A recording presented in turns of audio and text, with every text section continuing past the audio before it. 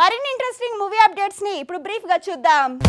Triple మూవీకి మరో అంతర్జాతీయ అవార్డు దక్కింది. రోటెన్ టొమాటోస్ ఫ్యాన్ ఫేవరెట్ మూవీగా అవార్డు అనౌన్స్ చేశారు. అలా మరో ఇంటర్నేషనల్ అవార్డు ట్రిపుల్ అకౌంట్ లో చేరింది.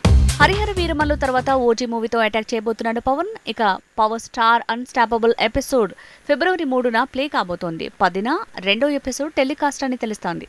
శాకుంతల మూవీ కొత్త సాంగ్ రిలీజ్ కాబోతుంది. ఫిబ్రవరి 1న మూడో సాంగ్ ని లాంచ్ చేయబోతుంది ఫిల్మ్ టీమ్. ఇక కొత్త ప్రోమో లాంచింగ్ కి కూడా సినిమా టీం రెడీ అయింది.